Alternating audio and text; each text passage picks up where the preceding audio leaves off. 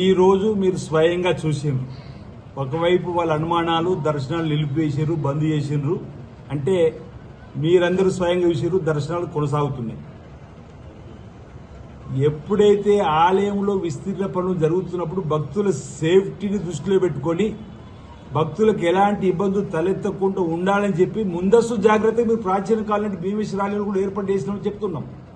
అంటే ఇప్పుడు మనం పనులు చేసినట్టు ఇంతకుముందు చెప్పిన 120 నుంచి 150 ఫైల్స్ గుంతలు తవ్వాలి, 64 నుంచి 70 పిల్లర్లు లేపాలి, వాటిపైన అన్నిటి మండపాలు కట్టాలి. ఆ సమయంలో భక్తుల సేఫ్టీ ఎలాంటి ప్రమాదం జరగకుండా ఉండడానికి కోసం ఆ సమయంలో నిర్ణయం తీసుకుంటే భక్తులు స్వయంగా చూసినప్పుడు కూడా అర్థమయ్యేటువంటి సందర్భంలో వచ్చిన భక్తులకు ఇబ్బంది తలెత్తకుండా ఇంత దూరం వచ్చిన స్వామివారి దర్శనం కలగాలని చెప్పని కోరుకున్న వారి కోసం కూడా ప్రత్యామ్నాయ ఏర్పాటు చేసినామని చెప్పి నేను చెప్తా ఉన్నాను. దయచేసి మా ఈ అంశాన్ని గమనించవలసిందిగా మిమ్మల్ని భక్త జనవల్ని కోరుతా ఉన్నాం.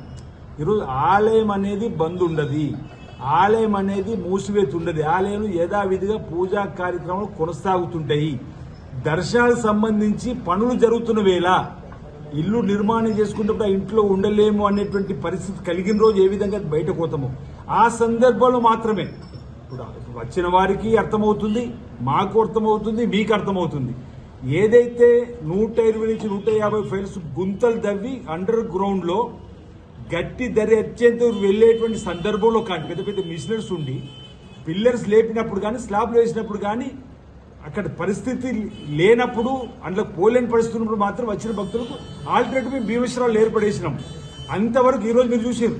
ఈరోజు అక్కడ పనులు ఏం లోపల జరుగుతలేవు కాబట్టి భక్తులు దర్శనం చేసుకున్నారు. వాళ్ళకి ఈరోజు ఒక ధర్నానా లేకపోతే వాళ్ళకు రిప్రజెంటేషన్ వాళ్ళకు భక్తుల ఆలోచనకు అనుగుణంగా భక్తుల విశ్వాసాన్ని కల్పించే ఒక రిప్రజెంటేషన్ ఇచ్చినప్పుడు కూడా మా వాళ్ళు చూపించారు ఈరోజు జరుగుతుందని చెప్పండి. ఇక్కడ దయచేసి భక్త జనాలు గమనించబడుతున్నాం.